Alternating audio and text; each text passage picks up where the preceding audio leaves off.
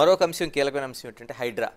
అంటే తెలుగు రాష్ట్రాల్లోనే కాదు, తెలంగాణే కాదు, తెలుగు రాష్ట్రాల్లోనే కాదు, దేశవ్యాప్తంగా హైడ్రా కోసం ఒక పెద్ద చర్చ జరుగుతుంది.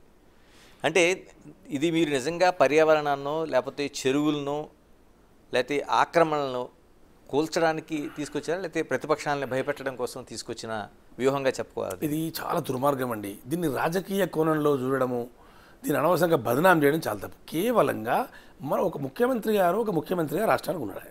ఆయన కొంత ప్రజలకు సేవ చేయాలన్న ఆలోచనతోనో లేకుంటే పర్యావరణం కాపాడాలనో హైదరాబాద్ ఒక బ్రాండ్ ఇమేజ్ కాపాడాలనో ఆయన ఆలోచన చేస్తాడు తప్ప రాజకీయ కక్షలు తీసుకోవడానికి హైడ్రా ఎందుకు ఇస్తారండి? హైడ్రాతో రాజకీయ కక్ష అంటే మీరంతా ఆక్రమించి ఉన్నారన్నట్ట. మరి దీని అర్థం మీరంతా బాగా ఆక్రమణలు చేస్తే ముఖ్యమంత్రి గారు పోయి మీ అన్నీ కూలగొడుతున్నారు అనుకోవచ్చు, అంతే కదా. మరి మీరు ఆక్రమణలు చేయడం కూలగొడితే తప్పేంది? మరి ఆయన కేవలం పర్యావరణం రక్షించడం కోసం హైదరాబాదు వర్షాలు పడితే ఎంత దారుణంగా రోడ్ల మీద నీళ్ళు వచ్చి అసలు ఎంత గంటల కొద్దీ రోజుల కొద్దీ ట్రాఫిక్ జామ్ అవుతూ ఉంది. కేవలం మనం చేసినటువంటి ఒక పొరపాట్ల వల్లనే కదా ఇది.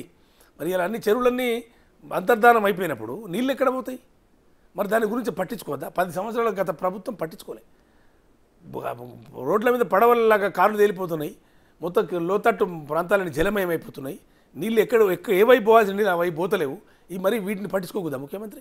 దీనికి రాజకీయం ఎందుకండి? హైడ్రా రాజకీయం అనుకుంటే ఇంత పొరపాటు కదా.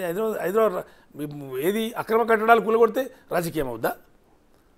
జిహెచ్ఎంసీలో గతంలో కూడా ఉంది కదా, ఇప్పటివరకు ఉంది కదా, ఒకటి విజిలెన్స్ సెల్ ఉంది కదా, దానికి పదును పెట్టిండు అంతే. ఆయన దానికి పదును పెట్టి ప్రత్యేక విభాగాన్ని ఏర్పాటు చేసి వల్ల హైదరాబాద్ పర్యావరణ పరిరక్షించాలా, నీళ్ళ సమస్యను ఇబ్బంది తొలగించాలా, చెరువులను కాపాడాలా. ఈ చెరువులలో ఇండ్లు కడితే బిల్డింగ్లు కడితే ఆక్రమించుకొని కడితే కాలేజీలు కడితే దాని ఏమైనా అర్థం ఉందా అండి? ఫంక్షన్ హాల్ కట్టుకుంటారా అండి? కాదు కదా. కాబట్టి దాని మీద చర్య తీసుకుంటే తప్పేలా అవుతుంది, అది రాజకీయం ఎలా అవుతుందని నేను అడుగుతా ఉన్నాను. ఇది ఎవరో గిట్టని వాళ్ళు రాజకీయ ప్రత్యర్థం తీసుకోవాలి, అట్లా తీసుకోవాలి, వేరే రకంగా తీసుకోవచ్చు. ఇల్లు కూడా కొడితేనే రాజకీయ ప్రత్యర్థం తీసుకున్నట్ట.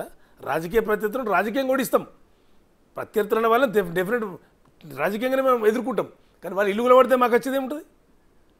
అక్రమంగా కట్టింది కాబట్టి ఇది పద్ధతి కాదు. కాబట్టి ఈ హైడ్రా అనేటువంటి చట్టపరంగానే యాక్ట్ చేస్తూ ఉంది. ఇది ఎందుకు తప్పుపడుతున్నారు హైడ్రాను తప్పుపడటం అవసరం ఏంది?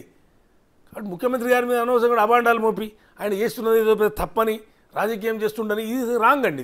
ఇది ఇట్లయితే మనకి ఇది రాను ఏమి ఉండదు. మరి మొత్తం నీళ్ళలోనే ఉంటుంది, హైదరాబాద్ మొత్తం నీళ్ళలోనే ఉంటుంది. ఏది చేయొద్దంటే ఎట్లా అండి?